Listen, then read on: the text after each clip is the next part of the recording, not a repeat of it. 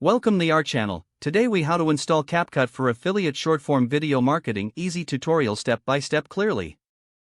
To install CapCut on your device, begin by checking the compatibility with your operating system. If you're using a mobile device, open the App Store for iOS or the Google Play Store for Android. In the search bar, type CapCut and press enter. Look for the CapCut app in the search results. Once you find it, tap on the app to view more details. Check the ratings and reviews to ensure it meets your needs. Then, tap the Install button to begin downloading the app. Wait for the download to complete. After installation, open the CapCut app from your device's home screen. If prompted, grant necessary permissions for the app to function correctly. Create a new account or sign in if you already have one. Familiarize yourself with the interface, focusing on key features like templates and editing tools. To create your first video, tap on the New Project button. Import your video clips and any other media you want to include. Utilize CapCut's editing tools to trim, cut, and enhance your video clips. Add text, music, and effects as needed to make your video engaging.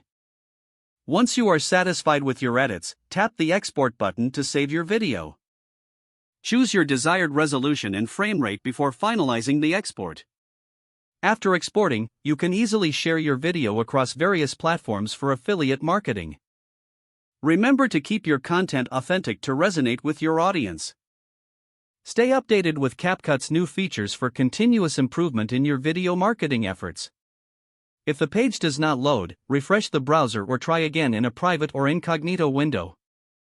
Make sure you are using the correct email address, then retype it carefully to avoid small typos. If your password is not accepted, use the reset option and create a new strong password you can remember. Check your spam folder for verification or security emails, then complete any requested confirmation steps. Enable two-factor authentication if available to improve account security and reduce unauthorized access risk. After signing in, review your profile details so your contact information and settings are accurate and current.